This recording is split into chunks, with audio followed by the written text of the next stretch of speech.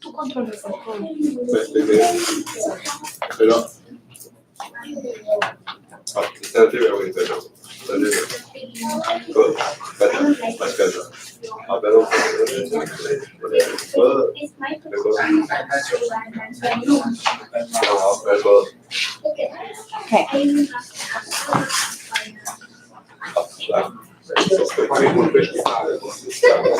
Oh my god. I haven't seen that. 如果是当地也获得负的，应该是那个。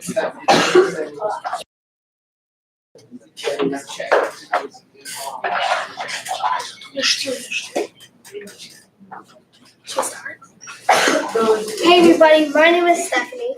My name is Sophie. My name is Anne-Marie. And today we're going to be talking about our race to the finish and the incredible story of how Team USA won gold at the 2018 PanAmerican Youth Chess Championships. Every story starts somewhere, and this particular tale began as we drove to Vancouver and then took a flight from there to Dallas. Then we took a flight from Dallas to Santiago de Chile. Our flight to Dallas took about 4 hours and 5 minutes. And then our flight from Dallas to Santiago de Chile took about 9 hours and 15 minutes. Location. So Santiago is the capital of Chile, and it's also its largest city as well. It is located in the Central Valley of Chile, and it is 543 meters above sea level. The Central Valley is the most populated region in the country. The Santiago de Chile is located between in an inland plain between the Andes Mountains in the east and the coastal range in the west. Santiago de Chile's central location makes Santiago a great base for visiting under other places. Tournament info. So there were 6 categories and sections in the tournament. There was under 18 for both girls and boys, and to participate in under 18, you had to be born from January 1st in the year 2000, so there were rules based off of where you could play. Then there was under 16, under 14, where Anne-Marie, my sister, played, under 12, I played in under 12 girls, and under 10, Sophie played in under 10 girls, and under 8.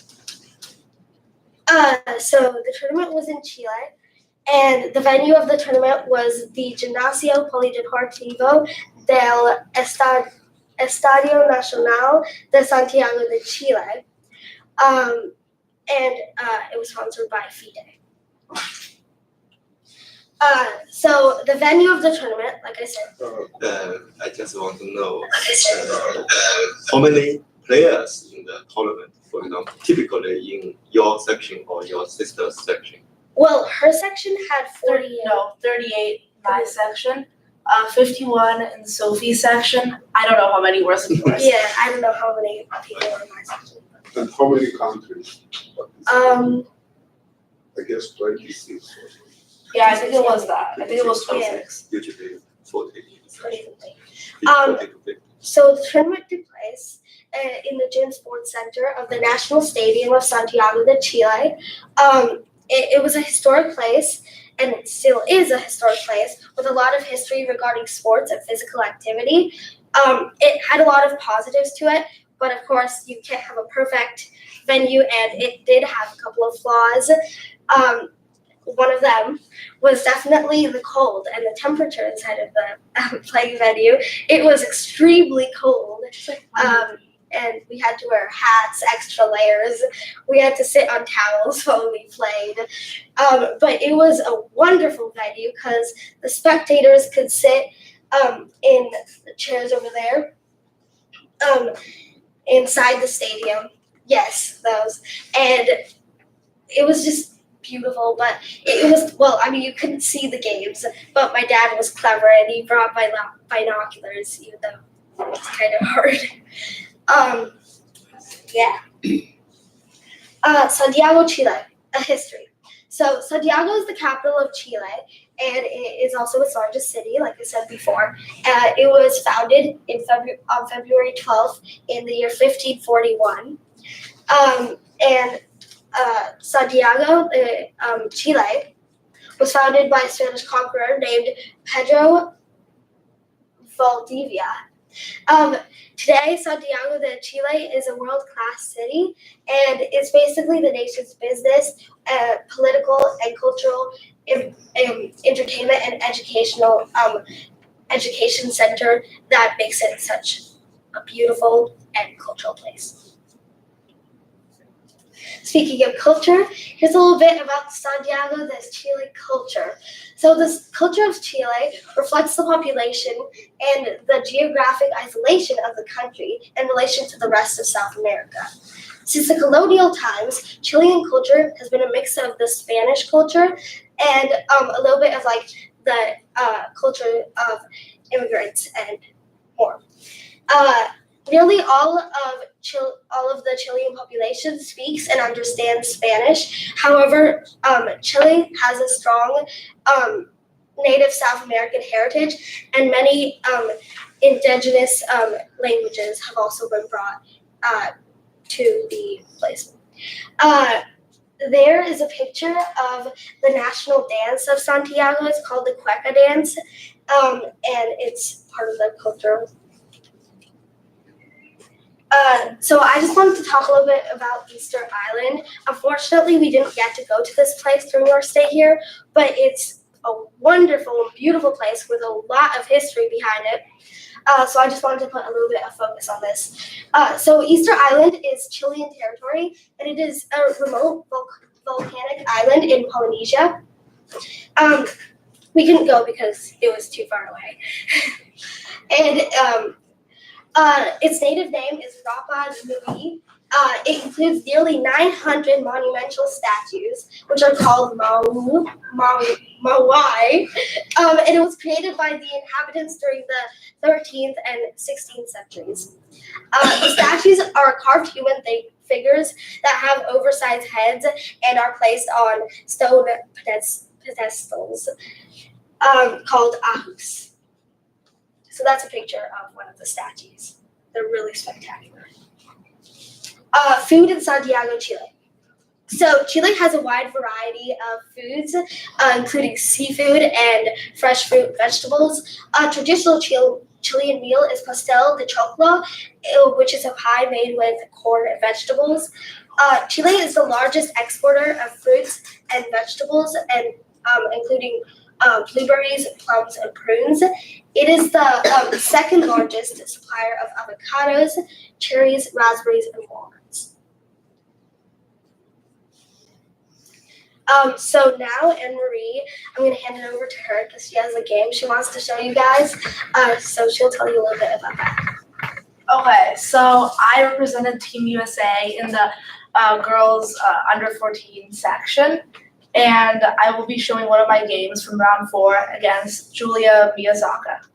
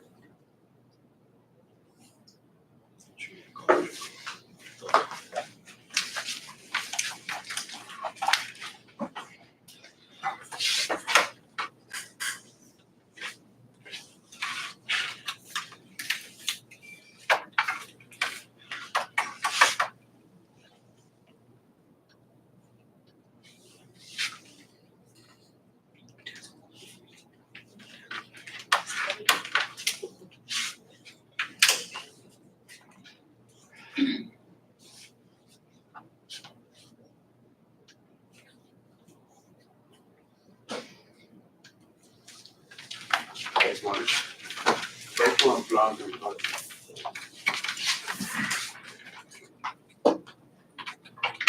We're sorry about this. No, okay. Oh. Alright.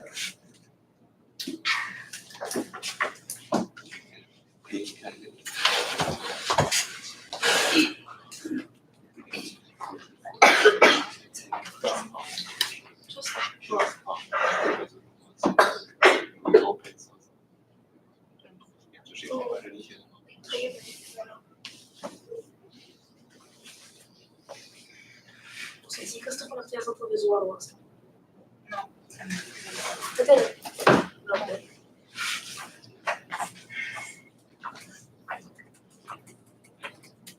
She also said you may want to press win plus P. I think it's mapping to two different screens.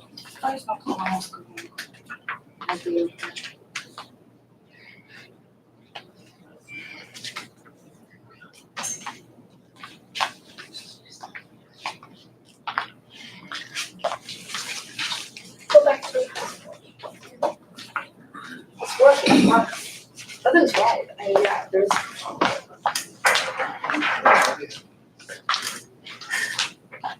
We just use few. Okay. Thank you. Thank you so much. I always like.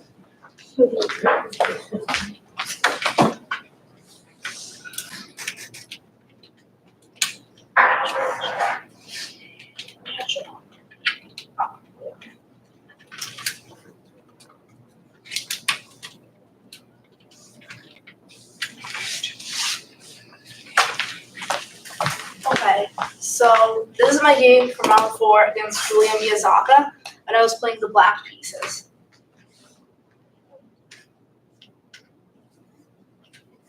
So I chose to play the Sicilian defense in this game, and I knew before the game that she would go for this open Sicilian position, and I was happy with this, and I spent some time preparing, and I prepared a line where I would get an attack against her king, which would give me the most winning chances. So far she's doing the main line of the Yugoslav attack, which is a double-edged game where white will try to push the pawns on the king side, and black will try to push the pawns on the queen side. So it's the opposite side's attack. King b1, a theoretical move. Not many people know this move, but it's actually the best move in the position. My opponent happens to know it, and here black plays queen c7 with the plan of playing rook fc8. g4, so white is starting their attack. Rook fc8, h4, queen a5. Here, white has to play a3, because if white doesn't play a3, on the next move, black can play rook takes c3. Let's say white plays h5. On the next move, black can play rook takes c3, and then they have to take with the queen. Queen takes a2, king a1, and black gets an attack here for only an exchange and a pawn. So black here is doing very well. So here, my opponent has to play a3, which is the correct move. Rook b8 is preparing b5, h5, b5. So I prepared this line, and everything had gone according to my preparation so far. And now the move that she played, I wasn't expecting. Here, she is supposed to play something like taking, I take, queen g5, and I play bishop f7 here. Consolidate the king side. I'm about to play e5 and b4. This is what I thought she was going to play. But instead, here, she decided to play knight a2, and she offered me a queen trade.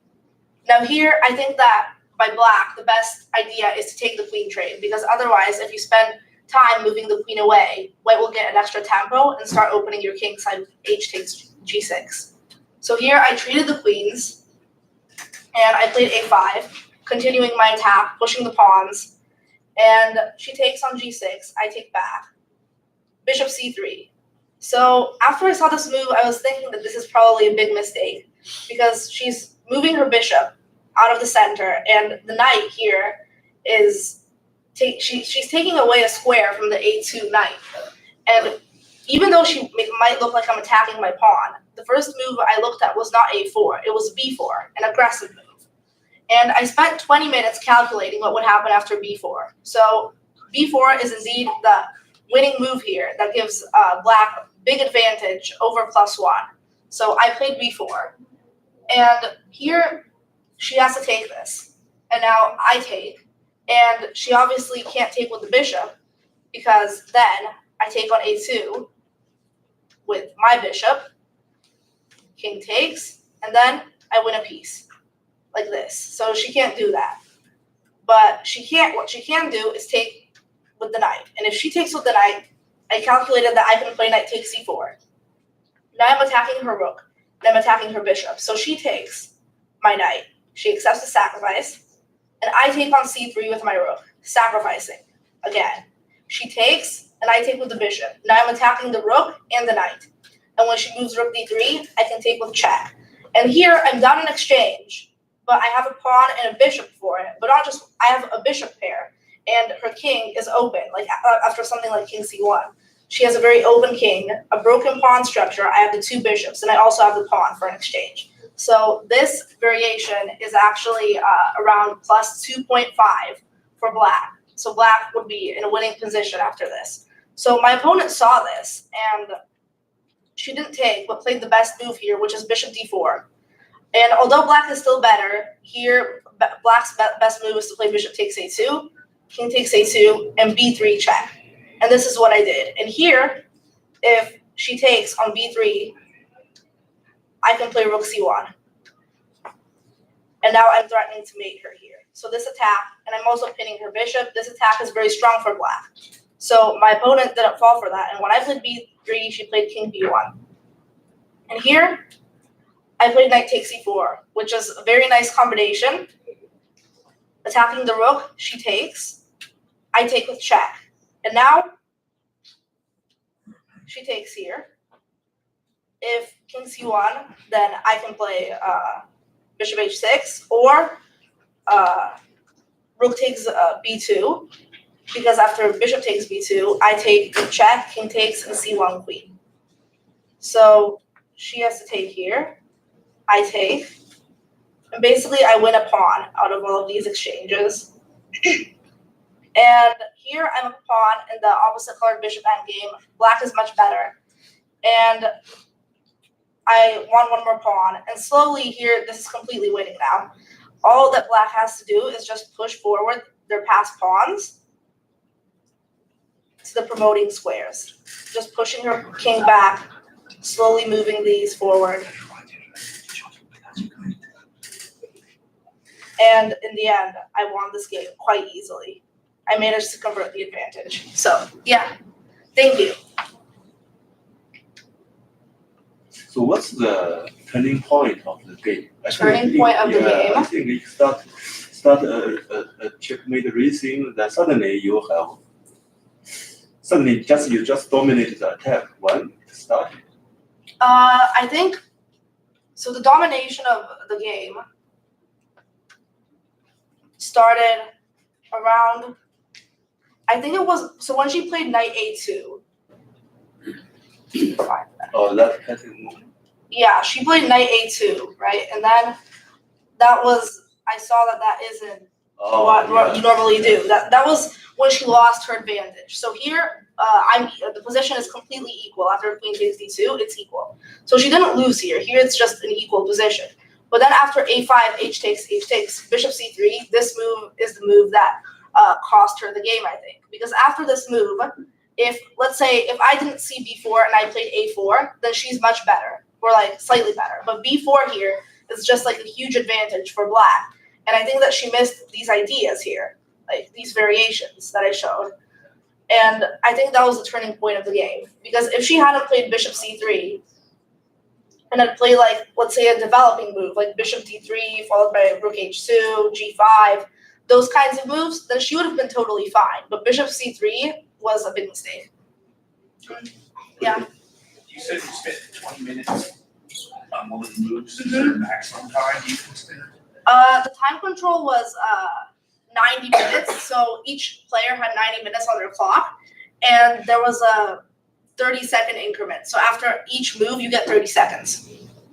So I spent 20 minutes. That would mean I had around 40 minutes left at this point. 50 minutes, probably something like that.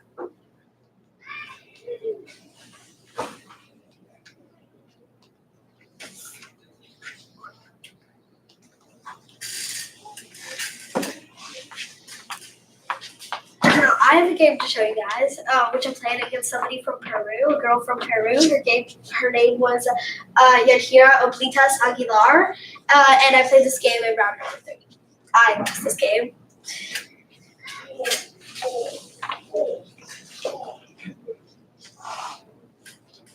Alright, so this is a pretty straightforward game, but I think it's still very instructional. I'm going to get to like some of the key points and lessons of this game in just a little bit. And it was also a pretty important game for me because at this game I had 2 points out of 2 after 2 rounds, and if I would have won, that would have put me in like maybe first or tied with first, and it would have put me in a good position to carry on and maybe even win the tournament. So it was a pretty crucial game for me. Okay, so this is all book. This is all theory. Here she played bishop b7, bishop d7. Knight d7 would have also been a possible move. This is also an opening. And then I would have gone, well, I mean, it's all opening, but this is still fine. And then cheating with the queen. I castle. This is still all book.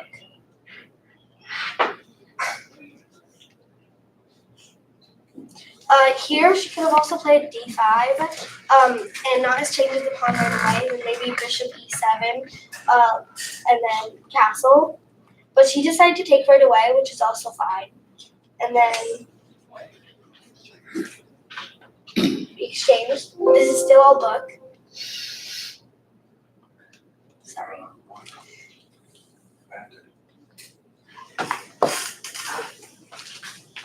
Keep going. And then I played a3, which wasn't very good right away. I learned my lesson, of course. Rook c1 right away would have been better. And then in castle, I could have just followed through with this plan. And then a3, because if you play rook d3 right away, then black plays bishop e4 and trades the dark squared bishops. And I want to save my bishop for the attack. So I think overall this was a plan that I should have played in the game. And I think this would have put me in much better shape to win the game, because I started doing some weird stuff on the queen side, which wasn't too bad, but I think this would have given me the initiative. Excuse me, but this looks a lot like an advanced French, where black has been able to trade off his white down bishop, or white down bishop. Yeah, okay, so basically it does look like that, but the benefits of this for white is that basically white has a plan of playing rook c3, rook c1, rook c3, a3, rook d3, h4, and knight g5. Yeah, So and queen h5. So basically you're threatening to attack the king. yeah. There's an attack that Would you I not think. be better attacking the king if you had retained your white down bishop? If black would have had the kingship bishop. No, if white down Or bishop white has doesn't been traded trade off, bishops. and that means that Oh. white's attacking bishop is gone, as well as black's. So you mean here? Yeah, Well, there's a line with there's it's how you handle the pawns in the center, transposed to an advanced French, with the white down bishops trading off. The reason you play bishop b5 check is because you want to have an extra tempo so you can castle, and then when they play knight f6 and attack your e4 pawn, you can play rook e1 or queen e2 instead of d3. Because you don't want to play d3, you want to play c3 and then d4 immediately. Right. Does that answer your question? Okay. Thank you. go back here. So like Marie explained, I think I should have played this plan, and then a3, rook d3, h4, knight g5 first. It doesn't really matter. Sometimes you want to play h4 first, sometimes you want to play knight g5. Maybe in this case, knight g5 first would have been better. But rook d3, h4, knight g5, and you also play queen h5. If they ever attack your knight with h6, you play knight h3, then h6 is weak, and you're going to play bishop takes h6 and sacrifice. Yeah. But no, there's more lines in this. It depends on the situation. Sometimes whether it's better to play knight g5 first, or h4, h5, h6, that's also a line, or it really just depends on the position. But you really have more than one choice. Here I played a3 first. It's still fine. The position is equal after a3, 0.00. And it's still fine. I just think that after rook c1, I would have had the initiative and I could have carried on with my attack. I can still play this. So rook c1. Here I could have still played rook c3, and I did. Here I played queen b3, which is still drawish, but The normal move is rook d3. yeah. And then rook d3, I still think I should have played h4. I still think I should have played this plan in the game. Then again, you can choose between knight g4 or knight g5 or h4. Here, personally, I would play h4 first, and then, here there's an idea with knight a5, knight c4, and then you just have your attack. So then you can play queen h5, because here, if black takes, then you take. And then you play rook h3. And then you have mating friends. So, well, I mean, you have ideas, and I like this attack personally, and I think I should have played it as a game. But I played queen b3. It's still fine and really just drawish. c2. Here I played h3. I do not know why I played this move. But the engine actually suggested a really interesting move, in my opinion. I didn't go too deep in this, but I think the main point is actually because, well, black doesn't really have an attack because the center is kind of locked, and the knight is just guarding your king. And I thought this was a really interesting move, so I put it in here. So maybe just h4, something like that. You could even just do that later. Just say. So that would have been an idea. I played h3, and then b4, a4. Now, I just locked the position out around here, and this is all straightforward. It was all drawish up to here.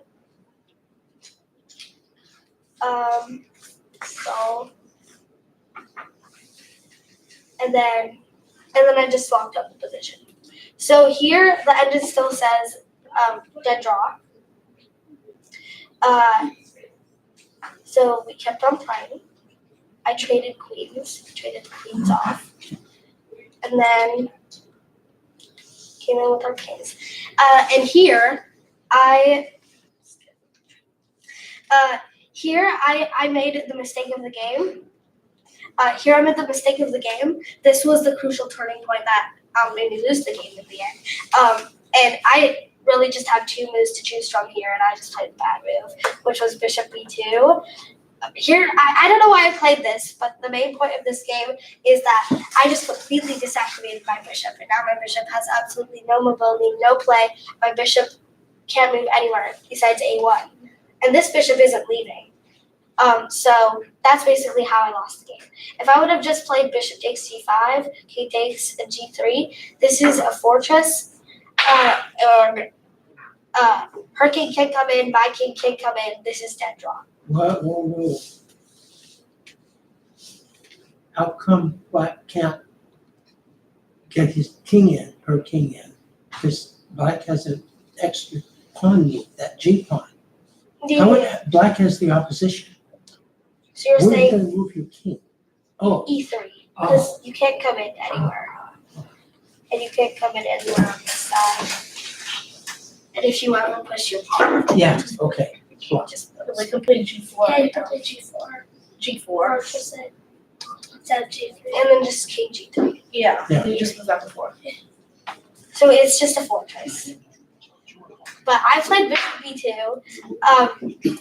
It's still pretty much straightforward. Bishop takes D5, and I should have played it, but Bishop B2 just made me lose the game. And the lesson of this game is to keep your pieces active and never do that to your bishops, or your knights, or your queen, or your anything. Just keep your pieces active, because this is how I lost the battle. And I'm just gonna go a little further. So now my bishop is just easily trapped.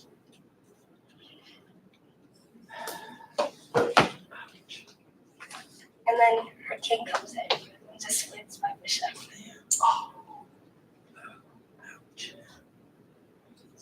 And then it was an easy win for her from here on. And then she and she made it. I'm sorry you had to go for all that. I know it's painful. My bishop didn't survive the battle. But thank you. I'm gonna hand it over to Sophie now. She has the game that she wants to show you guys as well. So this was the 4th round game. I was playing a girl USA. It was really crucial.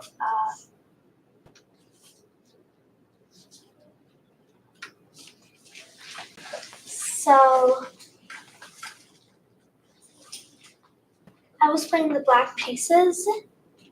She played this opening trap, which I fell for at the World Schools, but I didn't fall for this time. If you play Bishop G7, White plays E5, and then after you take, when you play here, White is like much better. It's a really easy trap to fall for, but I didn't fall for it this time. Here I had 2 options to not fall for the trap, which were Knight D7 and Knight C6. Knight C6 is better because it challenges the center, but I played Knight D7.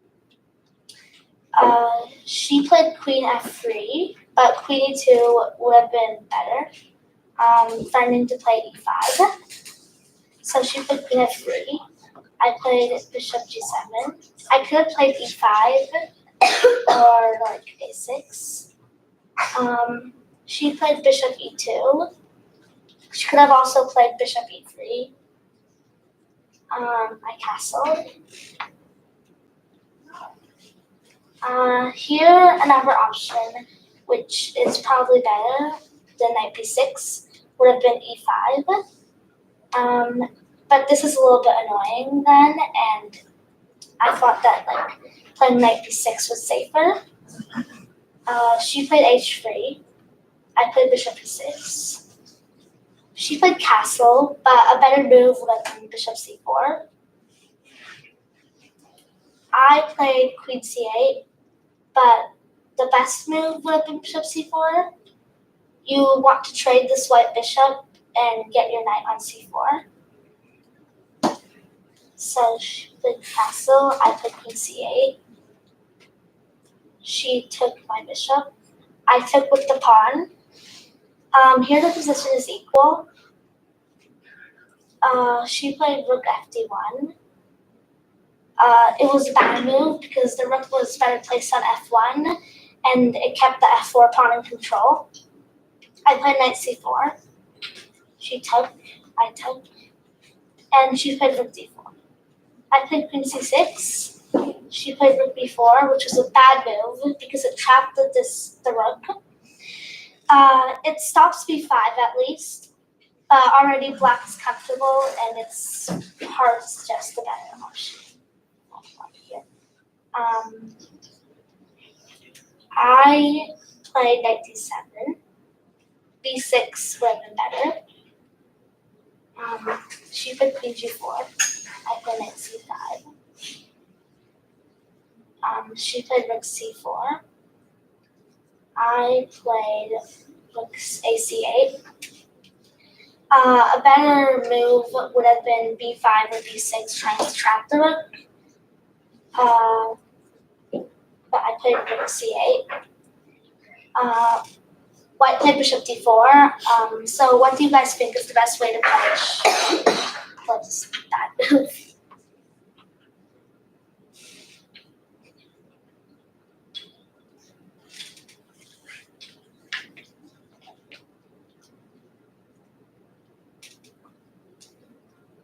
Looks like you can trade bishops and pin that rook. Yeah, here are the two options. Bishop takes d4 or b5. b5 would have been better. But I played bishop takes d4. Bishop takes d4 also works if you play it correctly. I took the bishop, and then I played queen b6.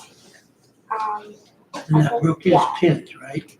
Because if he moves the rook, you have some serious discovered And check. you're attacking the pawn. Yeah, the rook is pinned, but I took the pawn Okay. because I can't really pin the rook. And then queen knight a4, and I just won all these pawns. And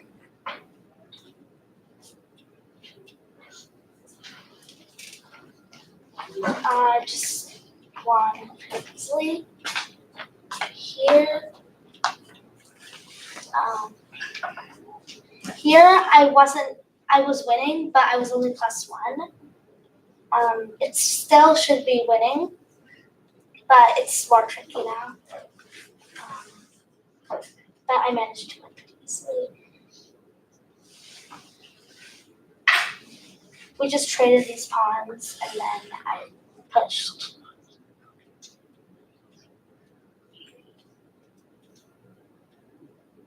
Eventually, I ended up having 2 fast pawns, and it was just really easy to win this pawn. I just pushed, and then I pushed, and then I promoted, and then I made it. So, any questions? No? Okay. I'll hand it over to Stephanie. All right, guys, now we're gonna let the real fun begin. So, we actually got the chance to play soccer in Chile, which is actually a really big deal if you can believe it, because we played soccer in South America, which is actually the home of like the greatest soccer stars of all time, including Messi, Maradona, and Pele. So that's a picture of Messi right there in the middle. That's Pele on the. Can you make bigger? Sure. Sorry. Oh. Oh, I'm sorry. That was my bad.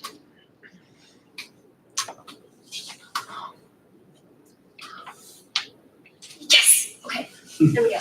So that's Pele. That's Maradona, and that's us playing soccer in the park. That was on a break day.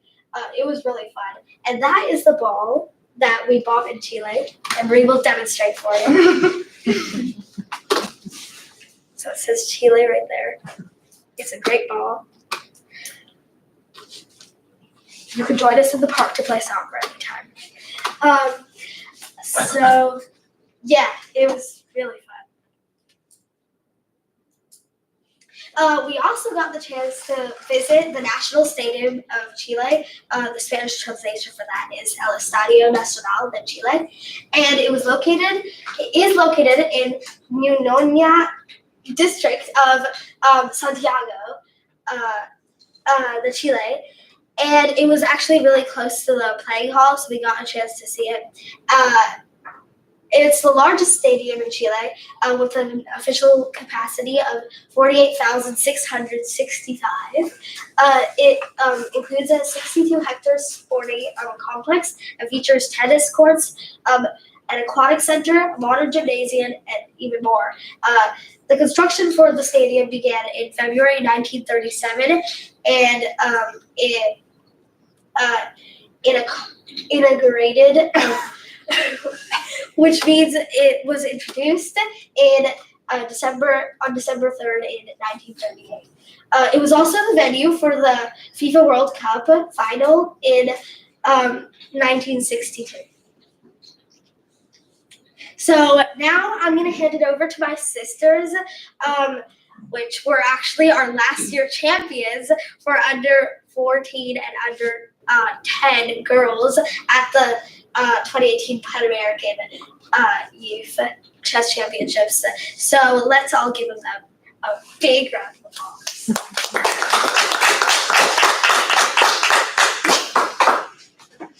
Okay, so I took first in the girls 14 and under championship, and there were 38 girls in my section, and 9 of these girls in my section were titled players. They had FIDE titles, and the tournament was 9 rounds long, and I scored 7.5 out of 9, which took me to clear first place. And I drew 3 games and won 6 games, and I didn't lose any games. And because of this, I won the WFM Women FIDE Master title, and I gained a spot on Team USA for the World Youth Chess Championship in 2018 in October in Greece. And basically, I'll talk about what it was like to win it. So it took a lot of preparation, and before the tournament, I played 2 big tournaments, one in Philadelphia and one in Las Vegas. Yeah, this is the trophy. And I didn't do very well in those tournaments, so it took a lot of analyzing to see what happened in those tournaments and why I did bad. And then it helped because in this tournament, I didn't make those mistakes anymore. And I got to play players from all over different countries. Let me see, I think I can remember. I played Peru, I played Mexico, I played Ecuador, I played USA too. Who else did I play? Colombia, I think I played. Uruguay. Brazil. I played Brazil too, yeah. And Venezuela. And Venezuela. Yeah. So I played a lot of different countries from South America. And I think it was the best accomplishment out of my chess career so far. I'm a titled player now, which I was very happy about when I won the title.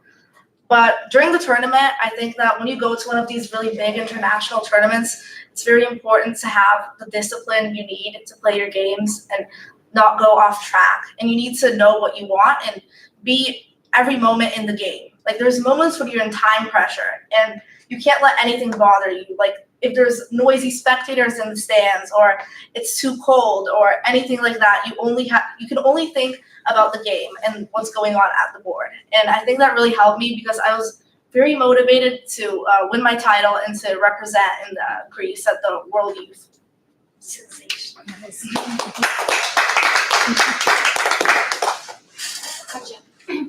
How many players are you guys 18? In my section, I think 4 or 5 other USA girls. Actually, if I remember correctly, maybe 6. Okay. It was very interesting because all 6 girls, they've been top under 14 girls from USA. So it was also like a mini national championship, PanAmerican championship. So I took first in girls under 10 PanAmerican Youth. There were 51 girls in my section. The tournament was 9 rounds long. I scored 8.5 out of those 9 rounds. I won 8 games and I drew the 1 last game. I also won a spot on Team USA for the 2019 World Cadets Chess Champion in Spain. And I'm there. That was the opponent. I showed you the game in round 4. The All-Americans. Yes. Yeah. Team USA. USA or free.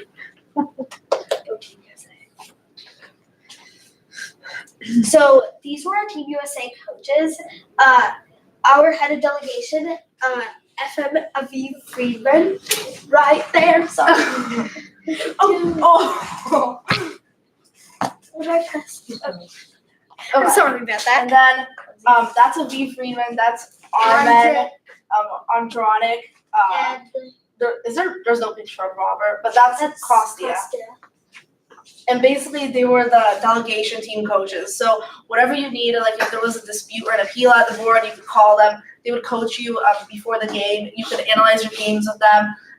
They prepared you for your opponents, and they did a lot of research going into the tournament for all of our opponents and like the logistics of the tournament. So without them, there wouldn't have been a Team USA at the tournament. But also you had your private coach, right? Yeah, and we also had a private coach. Private sport. And you've seen him here recently. Yes. All right, so go Team USA. We won last year, and this is our team photo on the podium. So, Yeah, we had a lot of medals. Like, yeah. I don't know how many medals we had, but we had quite a few. Actually, Team And we USA, couldn't have done I it think without 4. They got 4 gold medals, 4. 4 gold medals, then a few silver and a few bronze. So it was a really good tournament for us. Yeah. And our biggest competitors were Peru, I think. Peru always, it's always tight with Peru because they bring some pretty strong players. Oh yeah. And it was also pretty miraculous because we thought we were gonna get like silver or bronze. No, it was silver at the end before they announced us, and it was just miraculous, sensational. Yeah. We were all happy. Nobody thought that we were gonna get first. But then they called our name and then we realized and we were like, yes. Yeah, it was really awesome. So that's that, but I also want to tell you guys a little bit about Chess4Charity. So as you guys probably know, this tournament was a fundraiser tournament, and Presentation wasn't a fundraiser. yes, this event was a fundraiser event, and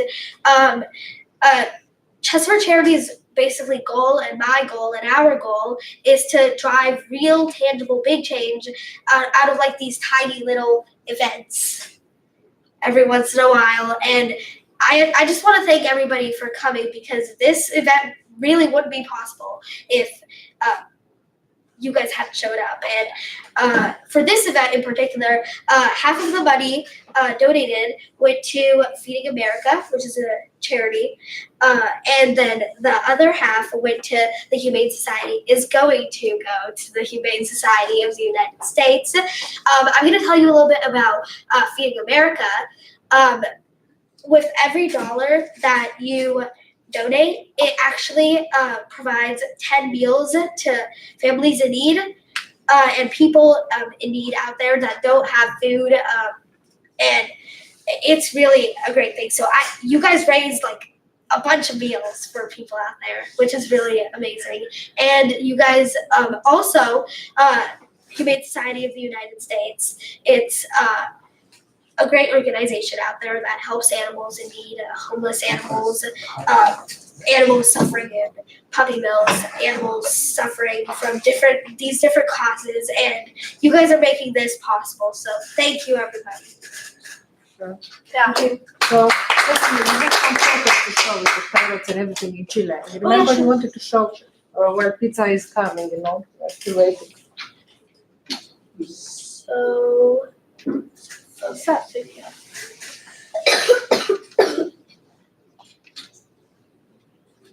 And you can go, from photo. Yeah, those are the trophies.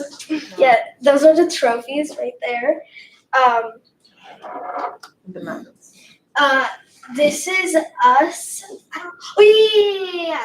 This was us outside one of the restaurants that we ate at. There was a fountain right by, and this was us in the city. So. It was winter in Chile. Oh In yeah. July. So yeah, Yeah, it was very the cool. playing hall. Yeah, it's really cool. This was us in the playing hall. This photo was in the presentation. Also, the stadium. A beautiful. Yeah, one. you can see the flags of all the different countries. Oh yeah. On the side there, and then that's us. This was me. I don't remember if it was my mom or my dad. They were taking a picture from up in the stands. So. Oh yeah, and also players, a lot of them brought like the flag of their country and they would put it like next to their board. It's like show which country they were representing. That was me in a more up close picture. It's the same one, I think. That was me in my first round against, I think her name was Anastas Bello something. Yes. She was from Chile, Santiago, and yeah.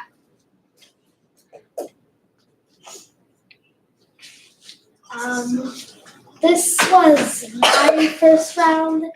I don't remember her name. What country?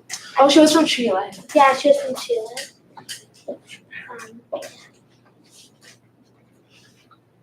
Okay, this was me playing someone else off of Team USA. Actually, one of my friends, and this was the first round, and we got paired against each other, so I had to play in the first round. And in the end, I drew my first game, but I still won the tournament. But yeah.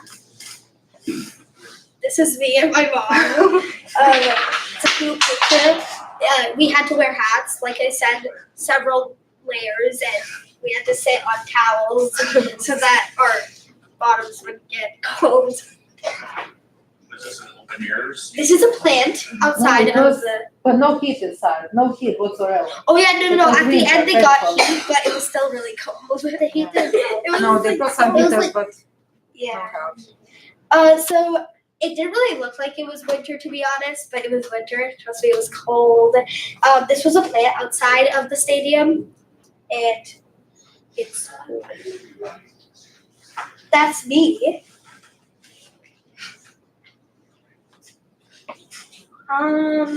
That's me. I don't know That's what's a girl from Bolivia. Yeah, And you I won think against it's her. Bolivia. Yeah, this is a girl. I think you won it. Yeah, you won against her. This is a girl from Bolivia. I don't remember what round it was. I was in the lead. It was one of the final rounds. Yeah, I was one of the final rounds. Probably like the 7, 6. I don't know. I was playing on board 1. It was a live game. Yeah, this is the we have those boards here too. It's a DGT, so you could see all of the games online.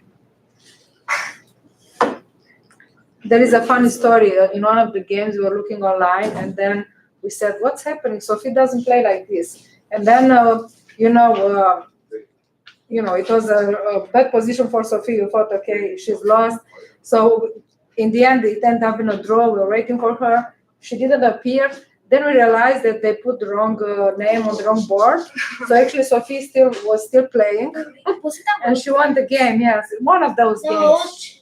It was really funny. Yeah, I mean stressful. Oh, this was me against a girl from Paraguay. Yes, it was Paraguay, and her name was Helen Montiel something. This is Argentina. I know. This was me on board 1. I was still in the lead. I was playing a girl from Argentina. I think this was round 5 or 6. It was a live game. I think I was in the lead by 2 or 1 point. So we saw some parrots in our stay at Chile, and they're like camouflaging inside the trees. I'm not sure you can see them. Can you see the parrots? Yeah, you have more photos. Oh yeah, the parrots are there. They're green, but they're camouflaging. Oh yeah. So Chile, like I said, is located in an inland plain between the Andes Mountains. I think I said that right. And so there's lots of mountain ranges in Chile and Santiago especially too. So those are the mountains. Really beautiful. More mountains. And here are the parrots. Can you see them now? Yeah. These. They were really close. They were on the ground. They were in the trees. More parrots. Oh yeah, that was the really close one. That was when they came really. More parrots. 4 parrots. And that's me and my sister. Hugging. Yes. So yeah. Oh, this was my game against Iris, the one that I showed you. It was round 4. It was the most decisive game. After I won this game, the tournament was pretty straightforward. I played a girl from Peru in this game. I drew. Her name was Sophia Robles. Blah blah blah. Forgot. That was me and Sophie in the trade because we had to take a train to the playing hall Bus. and a bus, yes, a bus. And we came off. It was really professional It was after an important victory. against Cyrus Moo, yeah. The fourth round, which I showed you, and we were really happy. This was us. Was this the restaurant? No. What? No, it was in the city when we were walking around. Oh yeah. This was in the city. It was some important building. Some government. Yeah. Yeah. It's a soccer ball. Yeah. And this was when we played in the park. More park. This was me at board one. I don't know what round. I don't know what, but I was in the lead. This is in Marie. I think this was before. If I remember, yes. Oh yeah, this was after the game with Iris New. I believe it was the 7th round against Anika. She was another tough opponent that I played. It was board one. I was still in the lead. This is me against a girl from. Oh, I forgot which. It looks like Argentina. No, it was Uruguay. It's Belize actually. Yes, it's Belize. Yes. Belize. Belize. This was me in the 8th round. I was still in the lead, and I was playing a girl from US. I played the opening round, but then I managed to turn it around. It was a really tough game, I guess, because I didn't really focus. I was really focused because I thought I probably should have won. I won. Oh, was this the last round? No. 8th round. No. This was the last round. I drew this game. I had 8 points out of 8. I drew this game and I won in clear first. She's from Ahead Brazil. with like 1.5 points, 2 points out of her. She's from Brazil. I was still in the lead as You won. this was me in my last round against a girl named Emily Vega from Peru. I lost this game. I showed my weakness is clearly shown in this game. Still the last one. Okay. But These were the mountains. More mountains. Chile flag on your right. Your right. This was the mascot of the tournament. His name was H7, and he's a pretty funny looking dude. So. This was Anne Marie. yeah, so this is the podium. Everyone went up on this podium. The winners did. First, second, and third. So I played both of these people, and I won against both of them. So she's from Peru, and she's from USA. And they're both title players. That one was a women's FIDE master, and that one was a women's candidate master.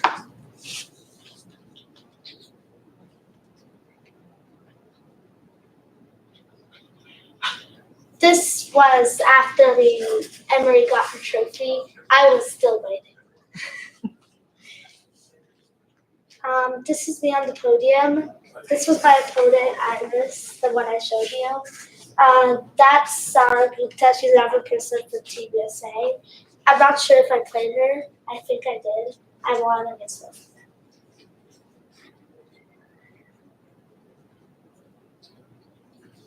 That's and this was Team USA after their big win. Like I said, we felt okay. Yeah. More Team USA. That was me and Aviv. That was the team trophy. Yeah, that's a big team trophy. It was huge. Yeah, that's Emery. That's me and Emery on the podium. Yeah. That's the mascot of Team USA. That's in our dorm. Yeah, that's in our room. Oh yeah, this was on the way back. We were in the airport, and this is a replica. It's not the actual Easter Island statue. Obviously, like why would you go all the way to the island if you could just go to the airport and see the statue? So, well, yeah, that's more. Yeah. Oh yeah, that was right outside. Yeah, that was right after we won, and we got the trophies, and we took a lot of pictures after. That's the last one. Yeah, that's it. At the beginning of the tournament, we all sang the Chilean anthem in the playing hall before the first round, and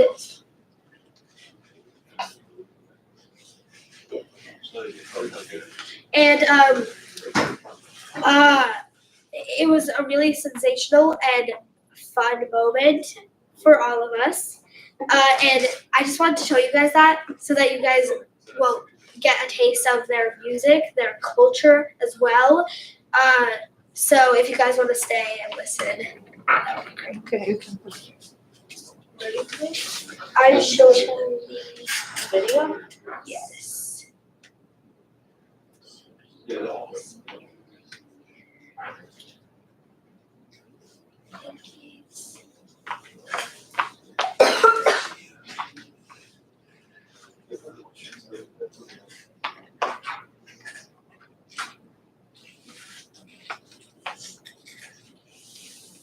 So we're gonna wait for it to download.